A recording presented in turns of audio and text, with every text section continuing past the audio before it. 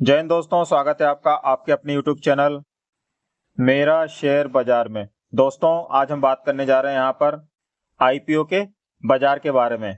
तो दोस्तों, daily basis पे आपको सुनने के लिए मिल रहा होगा कि इस कंपनी का IPO आने वाला है। तो दोस्तों, मोस्टली कंपनियां तभी IPO मार्केट में लेके आती हैं जब मार्केट के अंदर अच्छी खासी पॉजिटिविटी देखने के लिए मिलती है, जिससे कि उनकी कंपनियों को अच्छा वैल्यूएशन मिल सके। और अच्छा वैल्यूएशन मिलने से उनकी जब कंपनी मार्केट में लिस्ट होगी तो जो उनका IPO है उसको अच्छा लिस्टिंग गेन मिल सके। तो दोस्तों, ऐसे ही मार्केट में न्यू IPO आ रहे हैं। तो ऐसे ही हम 8 से 9 अपकमिंग IPO के बारे में यहाँ पर बात करेंगे, जो कि न्यूज के जरिए देखने के लिए मिल रहा है। दोस्तों, जिन IPO की हम बात कर रहे हैं उसमें से ज्यादा कंपनियां हमारे स्टॉक मार्केट में लिस्टेड देखने के लिए मिल रही हैं। तो दोस्तों, मेरी तरफ से क्लियर डिस्क्लेमर है कि किसी भी तरह का कोई रिकमेंडेशन नहीं है। हम यहाँ पर जो भी बातें करेंगे वो केवल स्टडी पर्पज से करेंगे और आसान भाषा में आपको मैं चीजों को समझाने की कोशिश करूंगा, जिससे कि आपको डिसीजन लेने में आसानी हो सके और आप अपना सेल्फ डिसीजन ले पाएं। तो चलते हैं दोस्तों और देखते हैं आज के टॉपिक को। दोस्तों, आज की पहली कंपनी है जो IPO लेके आने जा रही है मार्केट में अपनी सब्सिडीज को अलग से लिस्ट करके। उसका नाम है NTPC, national thermal power corporation of India, जो कि अपनी सब्सिडीज को अलग से लिस्ट करने जा रही है NTPC ग्रीन एनर्जी के नाम से। तो दोस्तों, NTPC ग्रीन एनर्जी का ओवरव्यू ले लेते हैं। NTPC ग्रीन एनर्जी, जो कि national thermal power corporation of India की सब्सिडीज देखने के लिए मिल रही है, जो कि कंपनी IPO लेके आ रही है NTPC ग्रीन एनर्जी के नाम से और इंडिया गवर्नमेंट ओन्ड कंपनी देखने के लिए मिल रही है। कंपनी ने ऑलरेडी DRHP फाइल करके रखा हुआ है सेबी के पास में 18 सितंबर 2024 से। और कंपनी NTPC ग्रीन प्लांट के लिए रेस करने जा रही है 10,000 करोड़ मार्केट से थ्रू IPO। जो ये NTPC ग्रीन का IPO आने जा रहा है वो LIC के बाद PSU का सबसे बड़ा IPO होने वाला है।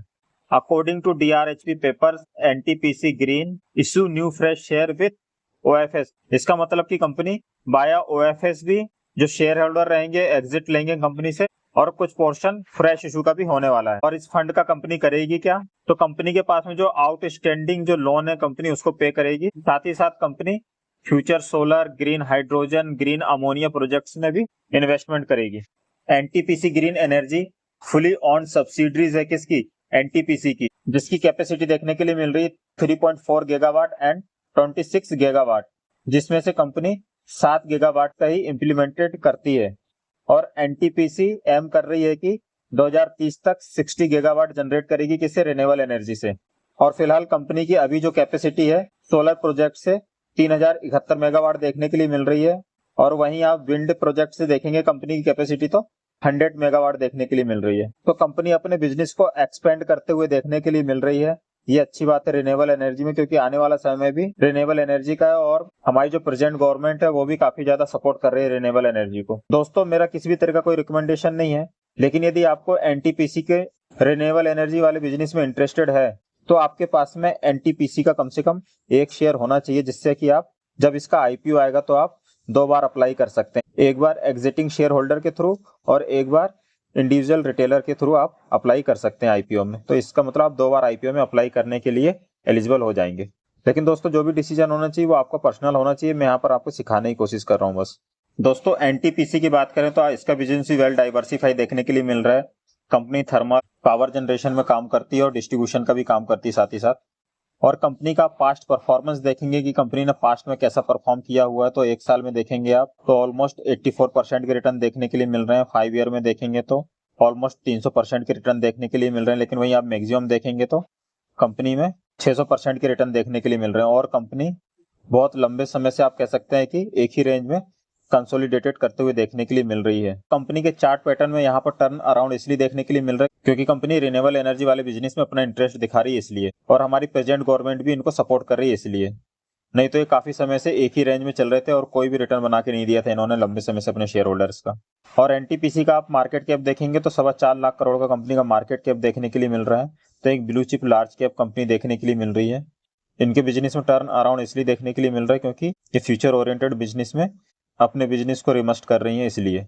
दोस्तों, आज की सेकंड कंपनी है ONGC oil and natural gas corporation. और ONGC आपको पता होगा किस लिए फेमस है? डिविडेंड के लिए फेमस है। कंपनी बहुत ज्यादा डिविडेंड देती है और ये भी एक गवर्नमेंट कंपनी देखने के लिए मिल रही है।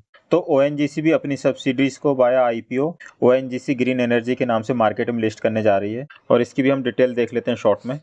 ONGC IPO के थ्रू ONGC ग्रीन की जो अपनी सब्सिडरीज है उसको मार्केट में लिस्ट करने जा रही है। ONGC ग्रीन इनकॉर्पोरेटेड हुई थी 2024 में और फुली ऑन सब्सिडरीज है किसकी, India's largest crude oil and natural gas company ONGC की। तो कंपनी के आप बिजनेस मॉडल की बात करेंगे तो किसके बिजनेस मॉडल की बात करने जा रहे हैं हम, ONGC ग्रीन की। तो कंपनी फोकस कर रही है producing renewable energy, green hydrogen, green ammonia and green methanol etcetera. तो ONGC भी जितने भी फ्यूचर ओरिएंटेड बिजनेस हैं और भविष्य में जिनकी डिमांड बढ़ने वाली है उन पे अभी से अपना फोकस करना शुरू कर रही है, अपने बिजनेस को एक्सपेंड करना शुरू कर रही है, जिससे कि आने वाले समय में अच्छा रेवेन्यू अर्न कर सकें। और जो ONGC का बोर्ड है उनने ऑलरेडी अप्रूवल दे के रखा है 99 करोड़ का ग्रीन एनर्जी प्रोजेक्ट के लिए और 1100 करोड़ वेटिंग है बोर्ड के अप्रूवल के लिए। और ONGC ग्रीन ने रिसेंटली एक्वायर्ड किया है 100% equity stake in PTC energy limited का, जो कि विंड एनर्जी कंपनी है। तो दोस्तों रिन्यूएबल एनर्जी वाले बिजनेस में solar energy, wind energy, thermal energy, ये सभी बिजनेस रिन्यूएबल एनर्जी के ही अंदर आ जाते हैं।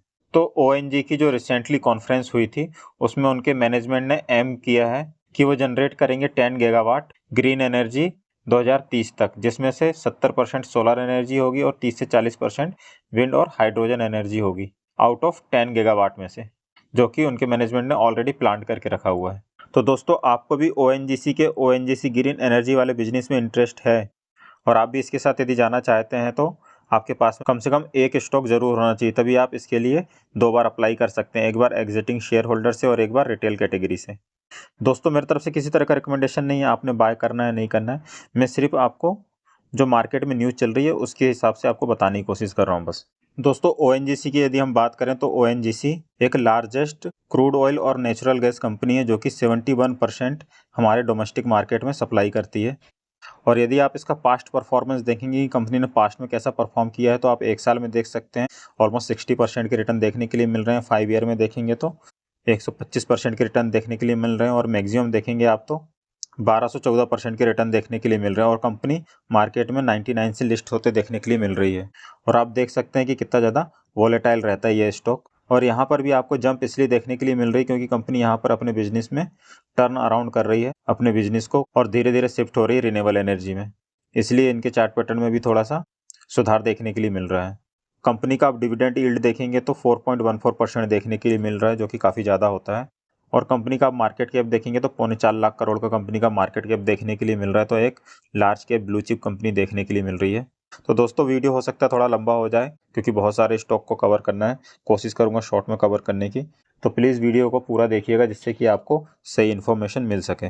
दोस्तों आज की थर्ड कंपनी है SJVN और SJVN भी एक गवर्नमेंट कंपनी देखने के लिए मिल रही है। और SJVN कंपनी भी आप सिंबल से ही समझ सकते हैं कि कंपनी क्या काम करती होगी, इलेक्ट्रिसिटी जनरेशन का काम करती है कंपनी। और कंपनी साथ ही साथ कंसल्टेंसी प्रोवाइड करती है हाइड्रो पावर प्रोजेक्ट्स के बारे में। दोस्तों SJVN भी अपना क्लीन एनर्जी ग्रीन एनर्जी का बिजनेस अलग से लिस्ट करने जा रही है मार्केट के अंदर, SJVN ग्रीन एनर्जी IPO के नाम से। आप SJVN का नाम देख सकते हैं सतलुज जल विद्युत निगम लिमिटेड। और कंपनी अपनी सब्सिडरी को IPO के थ्रू लॉन्च करने वाली है as a SJVN green energy limited के नाम से। और कंपनी का बड़ा प्लान है कि वो अपने ग्रीन एनर्जी के बिजनेस को अच्छा खासा एक्सपेंड करेंगे। कंपनी प्लानिंग कर रही है कि जो भी IPO के थ्रू फंड रेज होगा उससे कंपनी डेवलपमेंट करेगी ऑर्गेनाइजेशन को फॉर ग्रीन एनर्जी के लिए। और कंपनी का जो टारगेट है कंपनी अचीव करना चाहती है इंस्टॉलेशन कैपेसिटी में 2030 तक 25 मेगावाट एंड 2024 तक 50 मेगावाट। दोस्तों हम यहाँ पर जितनी भी कंपनियों को भी कवर करेंगे 8 से 9 कंपनियों को, तो उनका हम सिर्फ ओवरव्यू लेंगे कि वो कंपनियाँ क्या करती हैं और क्यों हम उनको स्टडी कर रहे हैं। जो हम यहाँ पर तीनों कंपनियों को कवर कर रहे हैं NTPC green, ONGC green and SJVN green की, ये तीनों की तीनों कंपनियां गवर्नमेंट ओन्ड कंपनियां देखने के लिए मिल रही हैं। जब इनके IPO की फाइनल डेट आएगी तो हम इनको डीपली स्टडी करेंगे।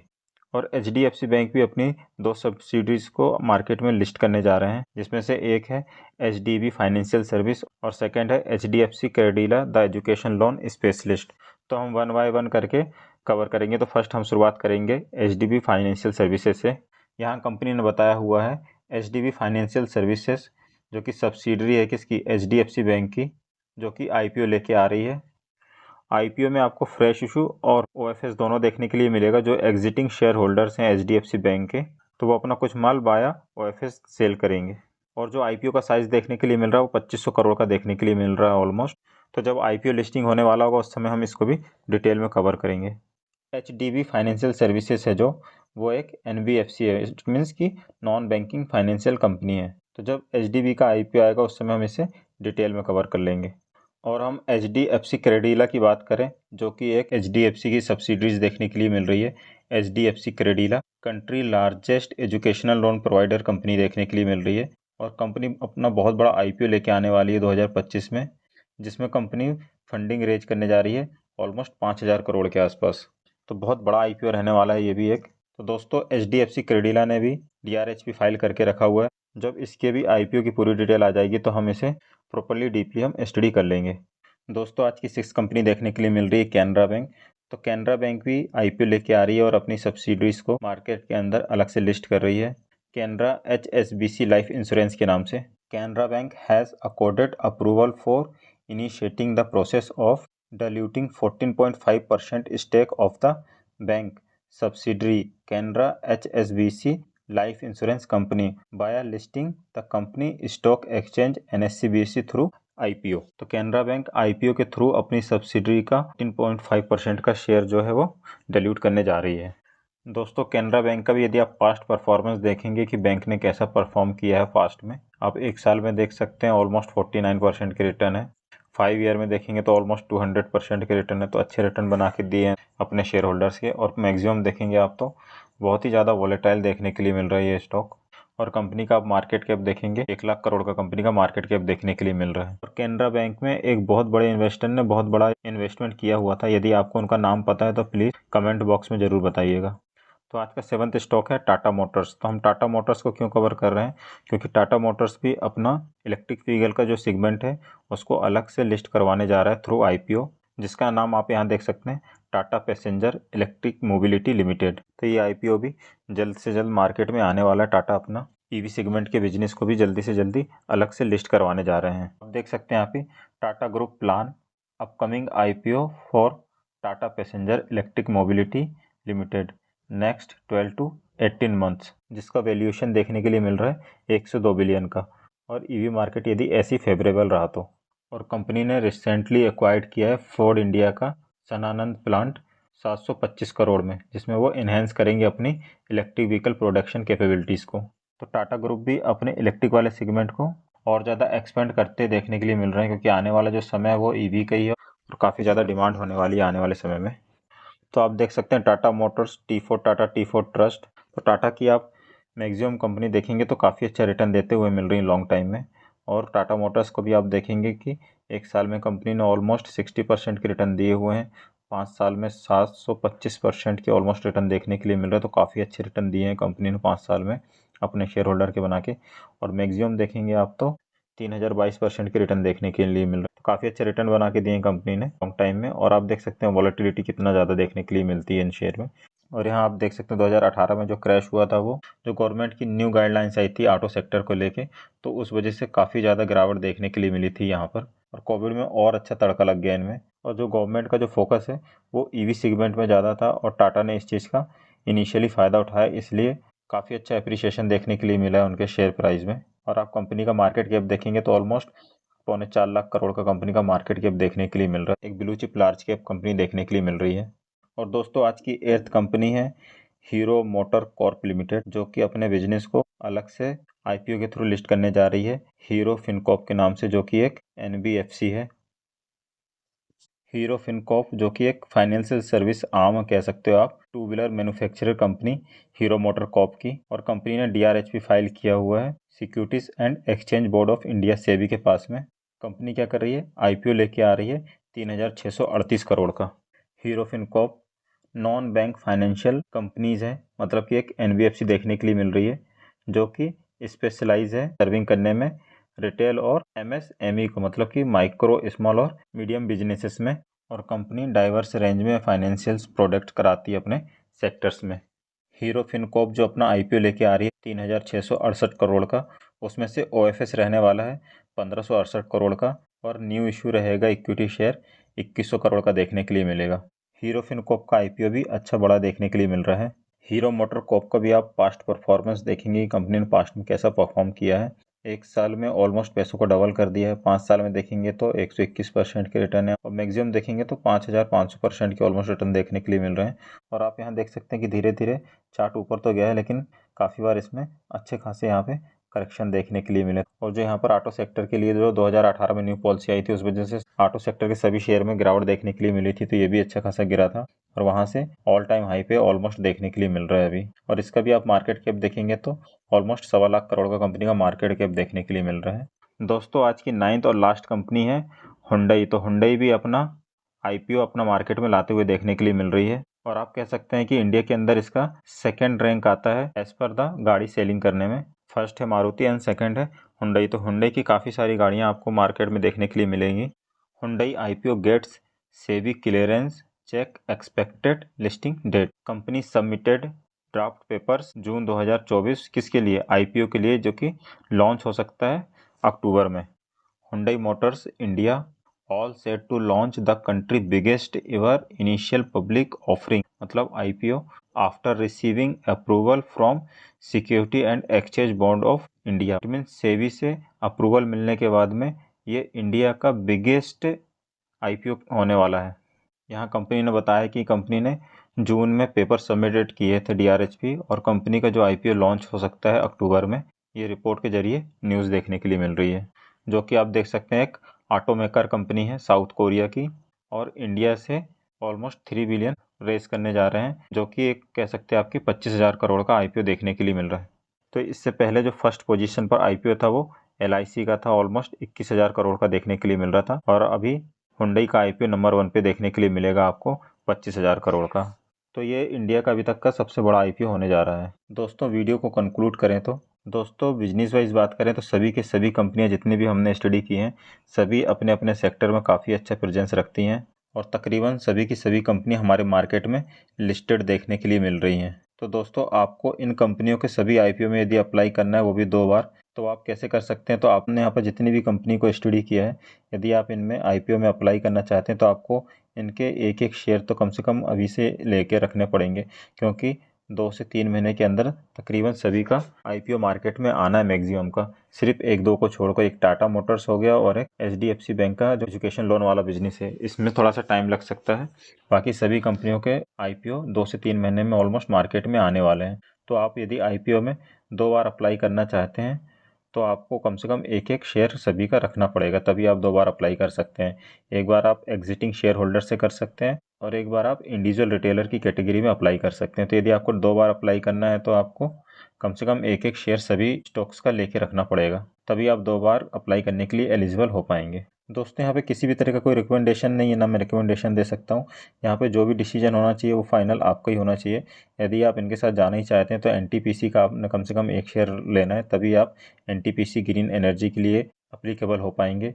सेम ओएनजीसी में भी सेम आपको कम से कम एक स्टॉक लेना, तभी आप ओएनजीसी के आईपीओ के लिए 2 बार अप्लाई करने के लिए अप्रूवल हो पाएंगे। सेम एसजेवीएन का भी कम से कम आपको एक स्टॉक होना चाहिए आपके पास में, तभी आप इसके ग्रीन एनर्जी वाले बिजनेस के लिए आईपीओ में अप्लाई कर सकते हैं 2 बार।